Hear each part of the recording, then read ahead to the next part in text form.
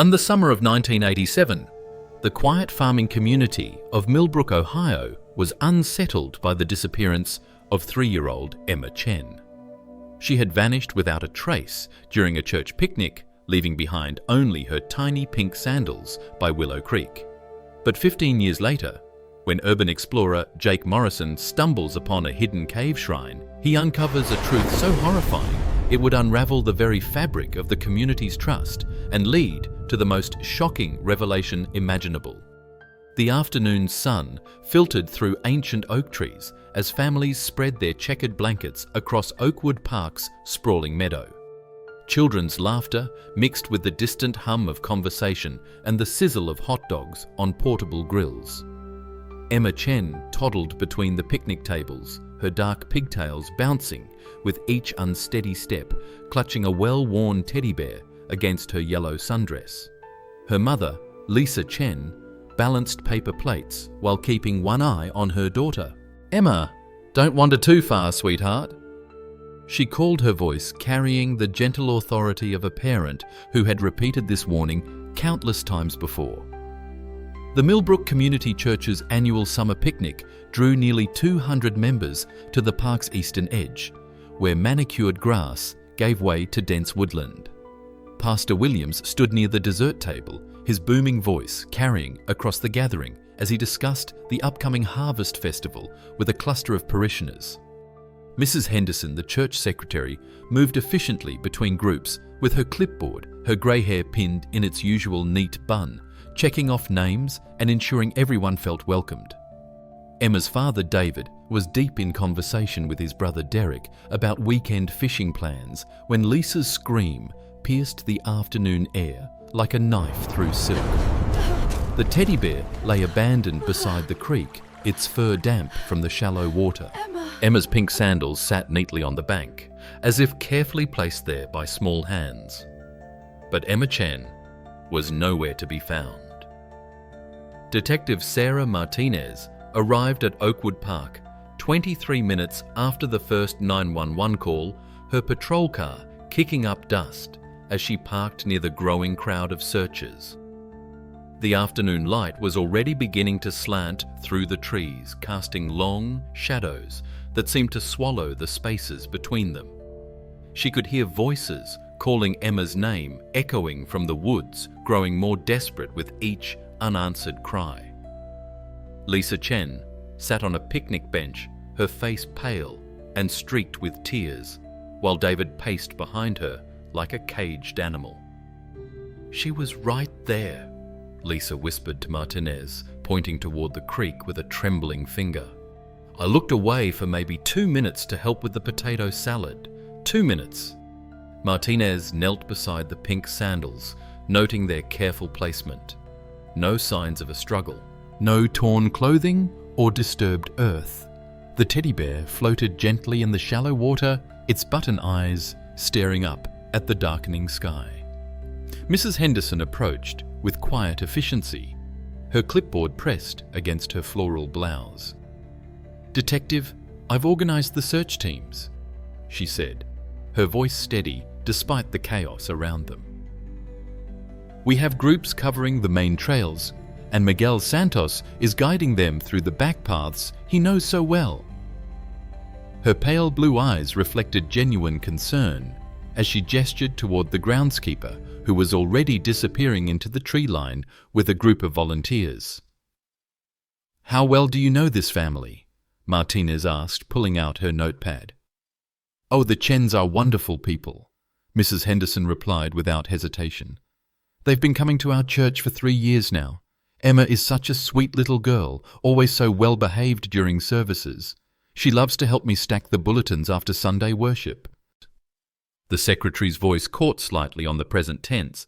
Then she cleared her throat and continued organizing the search with the same methodical precision she brought to church administration. The search continued through the night, flashlight beams cutting through the darkness like desperate prayers. By dawn, Martinez had interviewed dozens of witnesses, but one name kept surfacing in her notes, with uncomfortable frequency: Pastor Williams. "He's always been different around the children," whispered Margaret Lawson, a longtime parishioner, as she refilled her coffee cup from the volunteer station Mrs. Henderson had organised. "Don't get me wrong, he's never done anything inappropriate that I've seen. But he remembers every child's birthday, knows all their favourite games. It struck me as odd for a bachelor."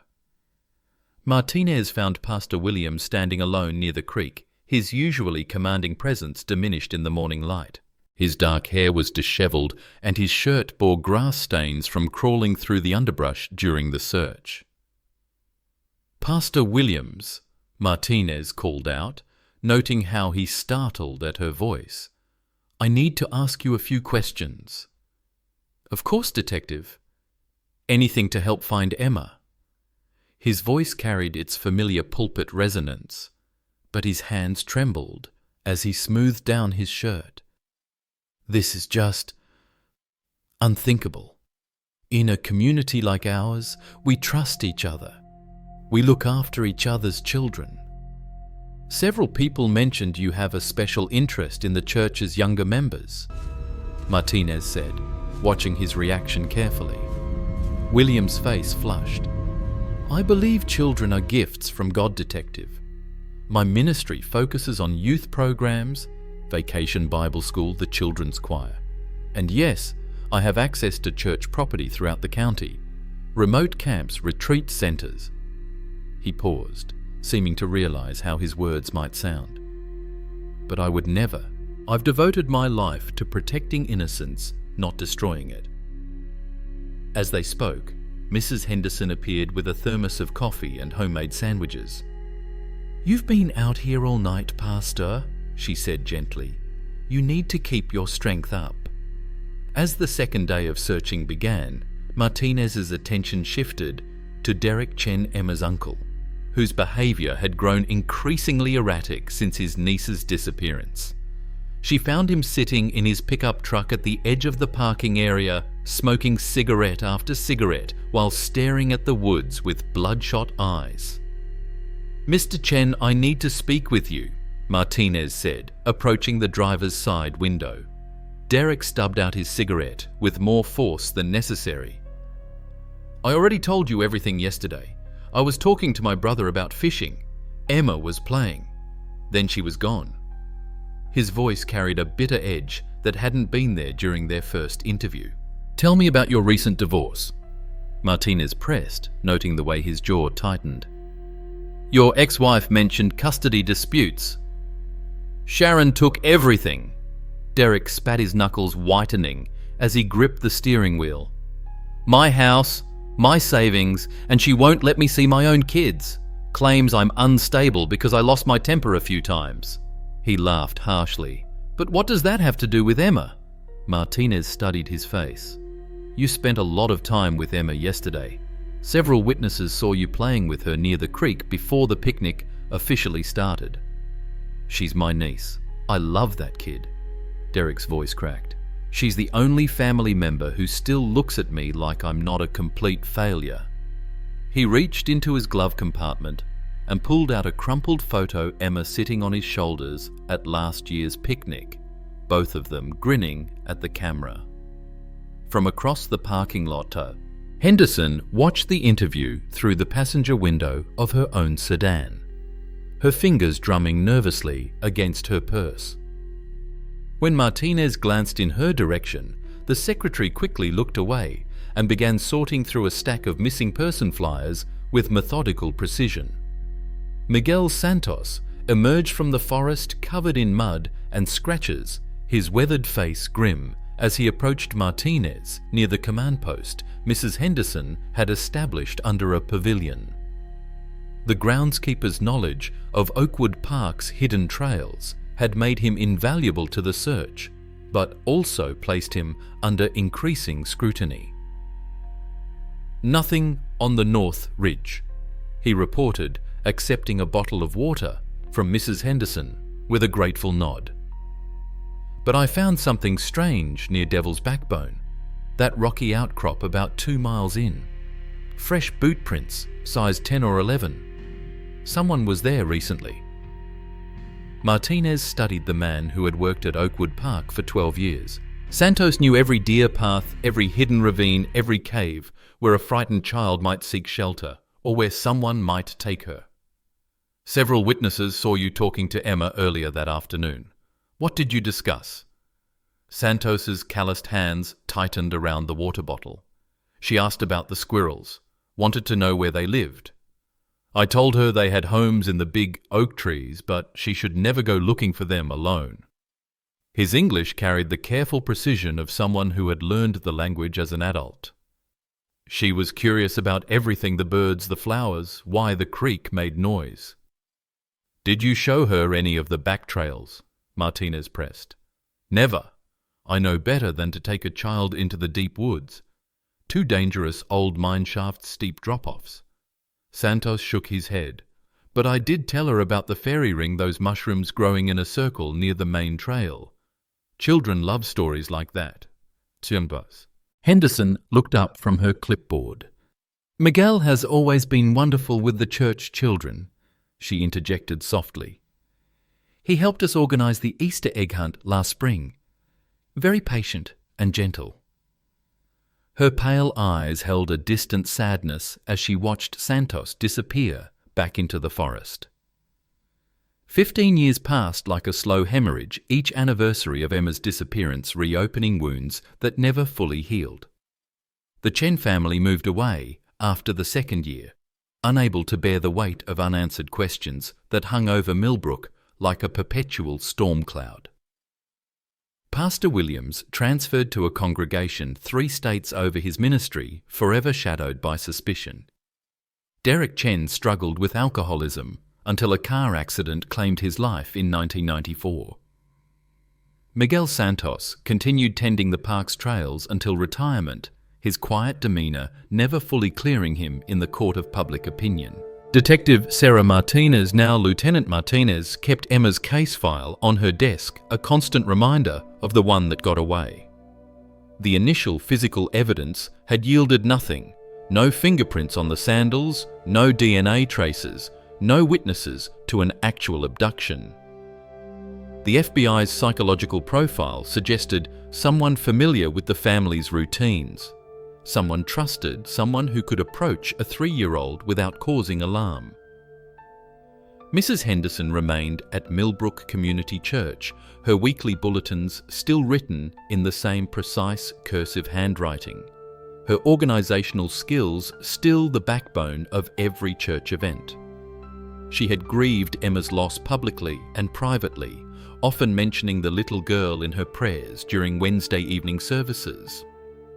Time had silvered her hair completely and deepened the lines around her eyes, but her dedication to the congregation never wavered. The park itself changed little over the years. New families came for summer picnics, their children laughing and playing in the same meadows where Emma had once toddled. The creek still babbled over smooth stones, and the oak trees grew taller, their branches reaching further toward the sky. But locals avoided the area near the forest edge, and parents held their children's hands just a little tighter when visiting Oakwood Park. The case remained officially open but practically forgotten, filed away in the basement of the county courthouse, alongside other mysteries that time had rendered unsolvable. Jake Morrison adjusted the straps of his hiking pack as he studied the GPS coordinates on his phone. The urban explorer had driven 3 hours from Columbus to investigate reports of limestone caves hidden in the ridges above Oakwood Park. His YouTube channel thrived on discovering forgotten places, abandoned buildings, old mine shafts, natural formations that most people never knew existed. The October air carried the sharp scent of dying leaves as Jake picked his way up the steep slope beyond Devil's Backbone. His breath formed small clouds in the cool morning air, and his boots crunched through layers of fallen maple and oak leaves that had accumulated over decades.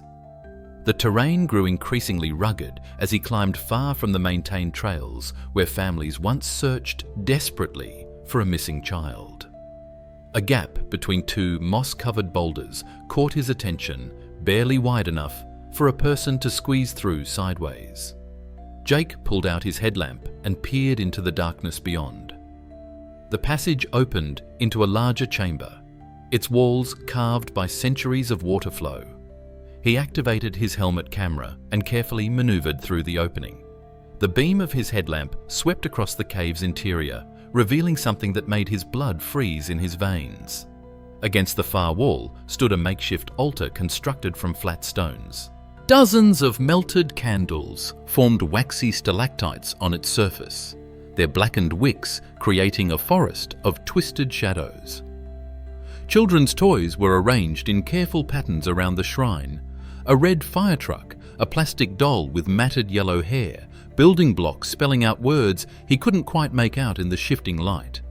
Carved pentagrams covered the cave walls, their lines worn smooth by time and repeated tracing. But it was the items placed at the altar's center that made Jake's hand shake as he reached for his phone to call 911. A faded teddy bear with button eyes and a single pink sandal.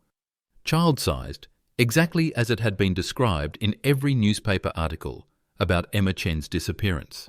Lieutenant Martinez stood at the mouth of the cave 36 hours later, crime scene tape fluttering in the autumn wind like yellow prayer flags. The forensics team had worked through the night photographing every angle, cataloguing every piece of evidence with meticulous care. The teddy bear had been Emma's DNA analysis confirmed what Martinez's gut already knew. Dr. Rebecca Cole, the department's lead forensic analyst, emerged from the cave carrying a clear evidence bag. Inside lay a piece of paper yellowed with age and careful handling. "It's a church bulletin," she announced, her voice echoing slightly in the crisp air. "Dated June 14th, 1987, the day of the picnic." Martinez accepted the bag with gloved hands, studying the faded document through the plastic. The Millbrook Community Church header was still visible at the top, along with the order of service and announcements for the summer picnic at Oakwood Park. But it was the handwriting in the margins that made her pulse quicken, neat, precise, cursive notes that seemed to track the movements of church families. "Chen family arrives 1:30 usual spot near playground," read one notation. "Emma wears yellow dress, carries brown bear," read another. The handwriting was distinctive with its carefully formed loops and measured spacing, each letter crafted with the precision of someone accustomed to formal correspondence. Martinez had seen that handwriting before. For 15 years, it had appeared on every church bulletin distributed to the congregation, on every volunteer schedule posted in the fellowship hall, on every sympathy card sent to grieving families. She pulled out her phone and scrolled through the case file photos until she found what she was looking for. A copy of Mrs. Henderson's witness statement from 1987, signed in the same unmistakable cursive. The cave suddenly felt colder as the implications settled over her like a suffocating blanket. The helpful church secretary who had organised search parties and comforted grieving parents had been hiding the most monstrous secret imaginable. Martinez drove straight to the Millbrook Community Church, her mind racing through 15 years of carefully constructed lies. The parking lot was nearly empty, except for Mrs. Henderson's familiar blue sedan, parked in its usual spot near the side entrance. Through the office windows, Martinez could see the secretary's silhouette bent over her desk, probably preparing Sunday's bulletins, with the same meticulous attention to detail she had always shown. The church office smelled of old paper and lemon furniture polish. Mrs. Henderson looked up with her customary warm smile as Martinez entered, though something flickered behind her pale blue eyes, a momentary tightening that disappeared so quickly it might have been imagined. "Lieutenant Martinez, what a pleasant surprise, Mrs." Henderson said, setting down her pen beside a stack of freshly printed announcements. "How can I help you today?" Martinez placed the evidence bag containing the church bulletin on the desk between them. Mrs. Henderson's gaze fell to the document, and for just an instant her composed facade cracked like thin ice under pressure. "Do you recognize this handwriting, Mrs. Henderson?" The secretary's fingers trembled almost imperceptibly as she reached for her reading glasses. She studied the bulletin as if seeing it for the first time, but Martinez noticed how her eyes avoided the marginal notes. It looks like mine, of course. I wrote all the bulletins in those days. We didn't have a computer system back then. What about the notes in the margins? The ones tracking the Chen family's movements? Mrs. Henderson's breathing became shallow, though she maintained her gentle demeanor. I'm sorry, Lieutenant, but I don't understand what you're suggesting. I kept notes about everyone. It was part of my job to know the congregation's needs. Her voice carried the same patient tone she had used with Sunday school children for decades, but now it sounded hollow rehearsed. Martinez leaned forward. We found this bulletin in a cave shrine, Mrs. Henderson, along with Emma Chen's teddy bear. The silence stretched between them like a taut wire ready to snap. Mrs. Henderson removed her reading glasses with careful precision, folding them and placing them beside the bulletin as if buying time to construct her next lie. But Martinez could see the calculations happening behind her eyes, the same methodical mind that had organized church events and volunteer schedules now working to find an escape route. Mrs. Henderson, you knew everyone's routines. Martinez continued, her voice steady but relentless. You organized the picnic. You knew exactly where each family would set up, what time they'd arrive, what the children would be wearing. And she paused, watching the secretary's face. You had access to everyone's trust. I've served this community for 43 years, Mrs. Henderson replied, but her voice had lost its warmth. I've baptized their babies, comforted their grieving, organized their celebrations. How dare you suggest? You were dismissed as a harmless witness because that's exactly what you wanted. Martinez interrupted. The helpful secretary organizing search parties while the real suspects drew all the attention. Pastor Williams, Derek Chen, Miguel Santos, they all had obvious motives, clear connections to Emma. But you were just the church lady with the clipboard. Mrs. Henderson's hands had stopped trembling. Instead, they lay flat on the desk with unnatural stillness, like a predator preparing to strike. You have no proof of anything beyond an old bulletin with my handwriting on it. We have the shrine. We have Emma's belongings. We have 15 years of your perfect behavior, covering up the most heinous act imaginable. Martinez leaned closer. But what we really have is a forensics team processing that cave right now. Your DNA is in there, isn't it? On the candles, on the altar stones, on the toys you arranged so carefully. For the first time in their conversation, Mrs. Henderson smiled. Not the warm, grandmotherly expression Martinez remembered, but something cold and calculating that transformed her entire face. The mask finally slipped completely. Mrs. Henderson's gentle demeanor evaporated, like morning mist, replaced by something ancient and predatory. She straightened in her chair, and Martinez suddenly understood how a 3-year-old could have been lured away without screaming this woman had perfected the art of appearing harmless while harboring darkness. Emma was chosen, Mrs. Henderson said, her voice taking on an almost reverent quality. She was pure, innocent, perfect for the ritual. The old ways require sacrifice, Lieutenant. Blood offerings to ensure the harvest, to protect the community from greater evils.